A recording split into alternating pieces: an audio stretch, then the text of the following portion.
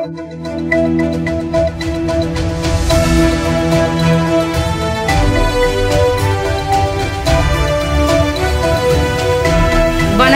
சக்தி சேனலின் புதுவையின் இன்றைய நிகழ்வுகள்.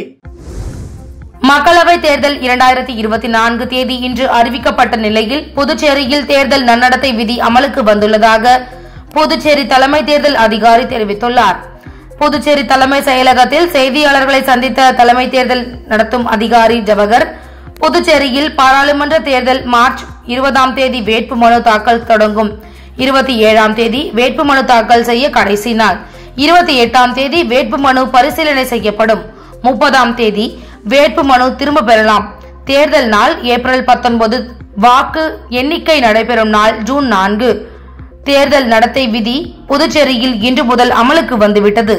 துப்பாக்கி வைத்துள்ளவர்கள் அதனை உடனடியாக எங்களிடம் ஒப்படைக்க வேண்டும். இதுவரை 50% ஒப்படைத்து விட்டனர். பறக்கும் படையினர் தயார் நிலையில் உள்ளனர்.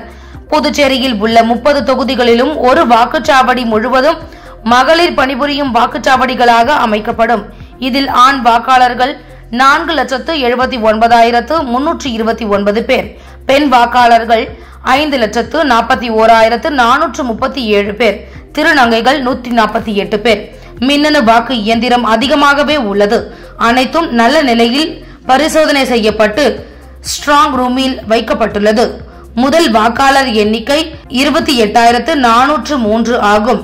தேர்தல் பணியில் 5,937 அரசு பணியாளர்களும் 4,745 போலீசார், 12 கம்பெனி மத்திய ஆயுதப்படை போலீசார் ஈடுபட உள்ளனர் என்றார். புதுச்சேரி காவல்துறையில் 31 தலைமை காவலர்களுக்கு பதவி உயர்வு அளிக்கப்பட்டுள்ளது. புதுவையில் அரசு துறைகளில் காலியாக உள்ள பணியிடங்கள் படிப்படியாக நிரப்பப்பட்டு வருகின்றன.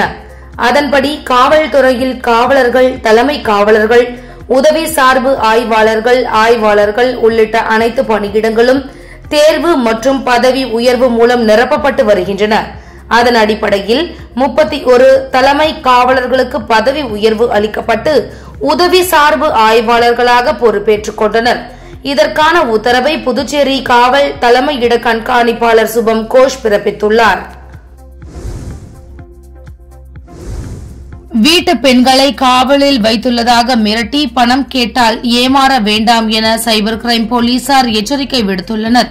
சைபர் கிரைம் போலீசார் வெளியிட்டுள்ள எச்சரிக்கை செய்திக்குறிப்பில், புதுச்சேரியில் கடந்த சில நாட்களாக சைபர் கிரைம் மோசடி கும்பல் ஆன்லைன் மூலம் தொடர்பு கொண்டு உங்கள் வீட்டு பெண்களின் உண்மை பெயரை கூறி அவர்களை வழக்கு சம்பந்தமாக விசாரணை செய்வதற்கு தங்கள் கஸ்டடியில் வைத்துள்ளோம் என மிரட்டி பணம் பறிக்கும் நோக்கத்துடன் புதிய வகை யுத்தியை கையாண்டு வருகின்றனர்.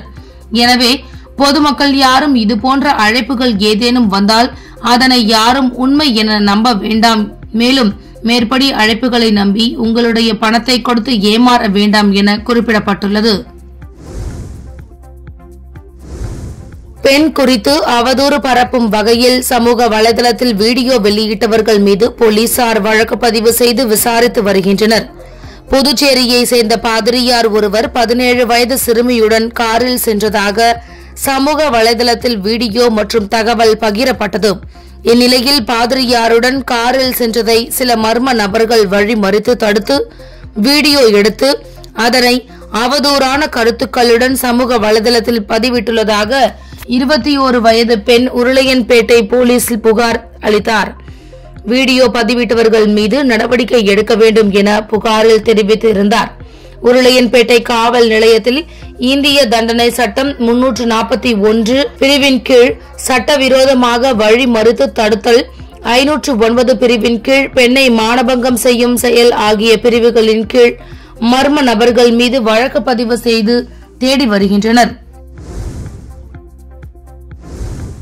மாநில உரிமையை மீட்டெடுக்க பாராளுமன்ற தேர்தலில் பொது வேட்பாளரை நிறுத்துவது தொடர்பாக சுயேட்சை எம்எல்ஏ நேரு தலைமையில் ஆலோசனை கூட்டம் நடைபெற்றது.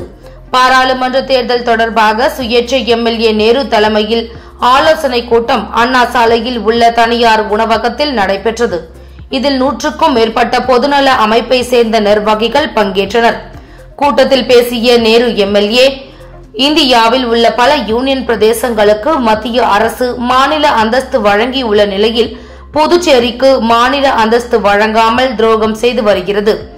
மத்தியில் காங்கிரஸ், பாஜக என எந்த ஆட்சி வந்தாலும் மாநில அந்தஸ்து வழங்காமல் புதுச்சேரிக்கு தொடர்ந்து வஞ்சித்து வருகின்றனர். புதுச்சேரியை நிதிக்குழுவில் சேர்க்கவில்லை என்றும் கடனை தள்ளுபடி செய்யவில்லை என்றும் குற்றம் சாட்டினார். முதலமைச்சர் ரங்கசாமி முழுக்க முழுக்க பாஜகவின் கைப்பாவியாக மாற்றப்பட்டுள்ளார் என்றும் ஆட்சியில் என்ன நடக்கிறது என்பது கூட தெரியாமல் பரிதபித்து வருகிறார் என்றார். இதனால் புதுச்சேரி அரசியலில் வெற்றிடம் இருப்பதை மக்கள் உணர்கிறார்கள் என்றும் நடைபெறவுள்ள நாடாளுமன்ற தேர்தலில் புதுச்சேரி மக்களின் உரிமையை மீட்டெடுக்க ஒரு பொது வேட்பாளரை நிறுத்த வேண்டும் எனவும் தெரிவித்தார்.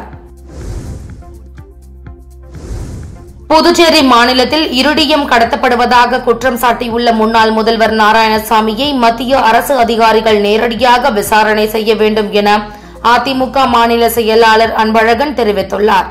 புதுச்சேரி அதிமுக தலைமை கழகத்தில் செய்தியாளர்களை சந்தித்த மாநில செயலாளர் அன்பழகன், நடைபெற இருக்கும் நாடாளுமன்ற தேர்தலில் பாஜக, காங்கிரஸ் கட்சிகளின் சார்பில் வேட்பாளர்களை தேர்வு செய்வதில் கோடிக்கணக்கான பணம் கையூட்டு பெறப்படுவதாக பல்வேறு குற்றச்சாட்டுகள் வரும் நிலையில் இது தொடர்பாக தேர்தல் துறையானது விசாரணை நடத்த வேண்டும் என்றார். ராக்கெட் தயாரிப்பில் மிக மிக முக்கிய அவசியமான பொருளாக இருக்கக்கூடிய இருடியம் புதுச்சேரியில் இருந்து கடத்தப்படுவதாக முன்னாள் முதல்வர் நாராயணசாமி கூறியுள்ளார். நாராயணசாமியின் குற்றச்சாட்டில் யார் யார் சம்பந்தப்பட்டுள்ளனர் என்பது குறித்து மத்திய அரசு முதலில் நாராயணசாமியிடம் நேரடி விசாரணை நடத்த வேண்டும். மத்திய நிதித்துறை, சிபிஐ, இந்திய பாதுகாப்பு அமைச்சகம், அமலாக்கத்துறை, ஐபி உள்ளிட்ட சம்பந்தப்பட்ட துறை அதிகாரிகள் நாராயணசாமியிடம் விசாரிக்க வேண்டும். அல்லது இருடியம் திருடி விற்பது தொடர்பான தகவல்களை முன்னாள் முதலமைச்சர் நாராயணசாமி, சிபிஐ உள்ளிட்ட சம்பந்தப்பட்ட துறைகளின் உயர் அதிகாரிகளிடம் ஒப்படைக்க வேண்டும் என்றார். புதுச்சேரியில் தேசிய ஜனநாயக கூட்டணியில் பாஜக வேட்பாளரை களமிறக்க உள்ள நிலையில் புதுச்சேரி முன்னாள் ஐஜி சந்திரன் இன்று பாஜகவில் இணைந்தது புதுச்சேரி அரசியல் தேர்தல் களத்தில் விறுவிறுப்பை ஏற்படுத்தியுள்ளது. மக்களவை பொது தேர்தலுக்காக அட்டவணையை தலைமை தேர்தல் ஆணையம் அறிவித்ததை தொடர்ந்து தேர்தல் களம் சூடுபிடிக்க தொடங்கியது. புதுச்சேரியில் ஆளும் தேசிய ஜனநாயக கூட்டணி சார்பில் பாஜக வேட்பாளர் போட்டியிட உள்ளார். வேட்பாளரை இறுதி செய்யும் பணியில் அக்கட்சி மும்முரமாக ஈடுபட்டு வருகின்றது. ஓரிரு நாளில் பாஜக வேட்பாளர் அறிவிக்கப்பட உள்ளார். இந்நிலையில் புதுச்சேரி காவல்துறையில் ஐஜியாக பணியாற்றி ஓய்வு பெற்ற ஐபிஎஸ் அதிகாரியான சந்திரன் இன்று பாஜக தலைமை அலுவலகத்தில் நடைபெற்ற நிகழ்வில் மாநில தலைவர் செல்வ கணபதி எம்பி மற்றும் உள்துறை அமைச்சர் நமச்சிவாயம் முன்னிலையில் பாஜகவில் தன்னை இணைத்துக் கொண்டார். ஐபிஎஸ் அதிகாரி சந்திரன் கடந்த 34 ஆண்டுகளாக புதுச்சேரியில் எஸ்பியாகவும், டிஐஜி மற்றும் ஐஜியாகவும் பணியாற்றியுள்ளார். பல்வேறு மாநிலங்களிலும் யூனியன் பிரதேசங்களிலும் காவல்துறையில் உயரதிகாரியாக பணியாற்றியவர் தலைமை தேர்தல் ஆணையத்தின் தேர்தல் பார்வையாளராகவும் பல மாநிலங்களில் பணியாற்றியுள்ளார். பாஜக மக்களவை தேர்தலில் தனது பலத்தை நிரூபிக்க பல்வேறு யுக்திகளை கையாண்டு வரும் நிலையில் ஓய்வு பெற்ற காவல் உயரதிகாரி சந்திரனை கட்சியில் சேர்த்தது புதுச்சேரி தேர்தல் களம் பரபரப்பை உண்டாக்கியுள்ளது. புதுச்சேரியில் பாஜக இளைஞரணி சார்பில் நடைபெற்ற மீண்டும் மோடி வேண்டும் மோடி என்ற பேரணியில் பலூன்களை பறக்கவிட்டு கோஷங்களை எழுப்பியதால் பரபரப்பு ஏற்பட்டது. புதுச்சேரியில் மீண்டும் மோடி வேண்டும் மோடி என்ற கோஷத்தோடு புதுச்சேரி பாரதிய ஜனதா இளைஞரணி சார்பில் பேரணி மேற்கொண்டனர். புதுச்சேரி சாரம் அவ்வை திடலில் இருந்து பாஜக இளைஞரணி தலைவர் அற்புதராஜ் தலைமையில் மாநில இளைஞரணி பொதுச் செயலாளர்கள் கணபதி, வருண் முன்னிலையில் புறப்பட்ட பேரணி காமராஜர் சாலை, நேரு வீதி, மிஷன் வீதி வழியாக மாதா கோவிலில் முடிவடைந்தது. அங்கு பாஜக இளைஞரணியை சேர்ந்தவர்கள் மீண்டும் மோடி வேண்டும் மோடி என்ற கோரிக்கையை முன்வைத்து கோஷங்களை எழுப்பினர். அப்போது பாஜகவின் நிறமான காவி மற்றும் பச்சை நிறத்திலான பலூன்களை பறக்கவிட்டு ஆரவாரம் செய்தனர். இந்த பேரணியில் புதுச்சேரி மற்றும் பல்வேறு பகுதிகளை சார்ந்த பாஜக இளைஞரணி நிர்வாகிகள் 100க்கும் மேற்பட்டோர் கலந்து கொண்டு மீண்டும் மோடி வேண்டும் மோடி என்ற முழக்கத்தை கோஷமாக எழுப்பினர். படிப்பில் நாட்டமில்லாமல் பின்தங்கிய இடைநிலை மற்றும் ஆதரவற்ற மாணவர்களுக்கு விழிப்புணர்வை ஏற்படுத்தும் வகையில் பேரணி நடைபெற்றது. இதில் 200க்கும் மேற்பட்டோர் கலந்து கொண்டு விழிப்புணர்வை ஏற்படுத்தினார்கள். புதுச்சேரி பிரிட்ஜஸ் லேர்னிங் வித்யாலயா பள்ளி சார்பில் டிஸ்லெக்சியா, ஆட்டிசம் அதாவது படிப்பில் பின்தங்கிய, இடைநிலை மற்றும் ஆதரவற்ற மாணவர்கள் படிப்பில் மந்தம், நாட்டமின்மை, எண்கள், வார்த்தைகளில் எழுத படிக்க குழப்பம், தடுமாற்றம், மற்றவர்களுடன் தொடர்பு கொள்ளும் திறனிலும் பழகும் திறனிலும் பின்தங்கி இருக்கும் நிலை உள்ளிட்ட குறைபாடுகளில் இருந்து மாணவர்களை வெளிக்கொண்டு வரும் வகையில் இம்மாதிரியான குறைபாடுகள் இருந்த மாணவர்களை விடுவித்து நல்வழியில் வழிநடத்தி செல்லும் இந்த வகையில் விழிப்புணர்வு பேரணி பள்ளியின் தாளாளர் புவனா வாசுதேவன் தலைமையில் கடற்கரை காந்தி திடலில் அருகே நடைபெற்றது. இதில் சிறப்பு விருந்தினர்களாக கலந்து கொண்ட புதுச்சேரி சுற்றுலாத்துறை அமைச்சர் லட்சுமி நாராயணன் மற்றும் ஆசிர்பாத் ரமேஷ் விழிப்புணர்வு பேரணியை கொடியசைத்து துவக்கி வைத்தார். கடற்கரை காந்தி சிலை அருகே தொடங்கிய இந்த பேரணி சிறுவர்கள் பூங்கா வரை சென்று மீண்டும் காந்தி திடலில் வந்தடைந்தது. இதில் புதுச்சேரி தனியார் பள்ளியை சேர்ந்த சுமார் 200க்கும் மேற்பட்ட மாணவ மாணவிகள் கலந்து கொண்டு விழிப்புணர்வு வாசகங்கள் அடங்கிய பதாகைகளை கையில் ஏந்தியபடி சென்றனர். புதுச்சேரி பராசக்தி ஆன்மீக இயக்கம் சார்பில் நடைபெற்ற போதையில்லா புதுச்சேரி என்ற விழிப்புணர்வு பேரணியில் 100க்கும் மேற்பட்ட மாணவர்கள், பெண்கள் கலந்து கொண்டனர். புதுச்சேரியில் கடந்த சில தினங்களுக்கு முன்பு கஞ்சா மற்றும் போதைப்பொருள் பழக்கத்தால் 9 வயது சிறுமி கடத்தி படுகொலை செய்யப்பட்ட சம்பவம் புதுச்சேரி முழுவதும் பரபரப்பை ஏற்படுத்திய நிலையில் புதுச்சேரியில் கஞ்சா மற்றும் போதைப் பொருட்களை ஒழிக்க தீவிர நடவடிக்கை எடுக்க வேண்டும் என்று பல்வேறு தரப்பினர் தனது கண்டனங்களை தெரிவித்து வருகின்றனர். இந்நிலையில் புதுச்சேரி பராசக்தி ஆன்மீக இயக்கம் சார்பில் போதைப்பொருள் ஒழிப்பு மற்றும் போதையில்லா புதுச்சேரி குறித்து விழிப்புணர்வு பேரணி நடைபெற்றது. புதுச்சேரி லாஸ்பேட்டை நேதாஜி சிலை அருகில் இருந்து புறப்பட்ட பேரணியை முன்னாள் பாஜக சட்டமன்ற உறுப்பினர் சாமிநாதன் துவக்கி வைத்தார். இதில் 100க்கும் மேற்பட்ட மாணவர்கள், இளைஞர்கள், பெண்கள் கலந்து கொண்டு கையில் போதைப் பொருளுக்கு எதிரான விழிப்புணர்வு பதாகைகளை கையில் ஏந்தி ஊர்வலமாக சென்று விழிப்புணர்வு ஏற்படுத்தினர். அண்ணல் அம்பேத்கர் பெண்கள் பகுத்தறிவு இயக்கம் ஒருங்கிணைக்கும் சர்வதேச மகளிர் தின விழா வில்லியனூர் கூட்டுக்குரல் அலுவலகத்தில் கொண்டாடப்பட்டது. வில்லியனூர் கூட்டுக்குரல் அலுவலகத்தில் அண்ணல் அம்பேத்கர் பெண்கள் பகுத்தறிவு இயக்கம் ஒருங்கிணைக்கும் சர்வதேச மகளிர் தின விழா கொண்டாடப்பட்டது. நிகழ்ச்சிக்கு பெண்கள் பகுத்தறிவு இயக்க தலைவி மணிமேகலை வரவேற்புரை வழங்க தலைவி பாரதி நோக்க உரையாற்றினார்.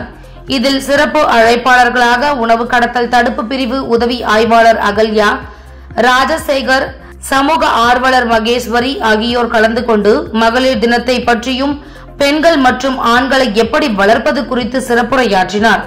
இதில் புதுச்சேரியில் உள்ளாட்சி தேர்தலில் நடத்த வேண்டும், மகளிர் ஆணையம் செயல்பட வேண்டும், ஒருங்கிணைந்த சேவை மையம் செயல்பட வேண்டும் உள்ளிட்ட 4 தீர்மானங்கள் நிறைவேற்றப்பட்டன. காரைக்கால் மாவட்டத்தில் தேர்தல் விதிகளை மீறுவோர் மீது கடும் நடவடிக்கை பாயும் மாவட்ட தேர்தல் அதிகாரி எச்சரிக்கை விடுத்துள்ளார். நடைபெறவுள்ள நாடாளுமன்ற தேர்தலுக்கான தேதி இன்று அறிவிக்கப்பட்டுள்ள நிலையில் இன்று முதல் காரைக்கால் மாவட்டத்தில் தேர்தல் நடத்தை விதிகள் அமலுக்கு வந்துள்ளது. இந்நிலையில் மாவட்டம் முழுவதும் உள்ள 164 வாக்குச்சாவடி மையங்களுக்குமான வாக்குப்பதிவு இயந்திரங்கள், விவிபேட் இயந்திரங்கள் தயார் நிலையில் உள்ளதாகவும், இயந்திரங்களில் பழுது ஏற்பட்டால் உடனடியாக மாற்று இயந்திரம் மூலம் வாக்குப்பதிவை நடத்துவதற்கான போதுமான வாக்கு இயந்திரங்கள் கையிருப்பில் உள்ளதாகவும் மாவட்ட தேர்தல் அதிகாரி மணிகண்டன் தெரிவித்துள்ளார்.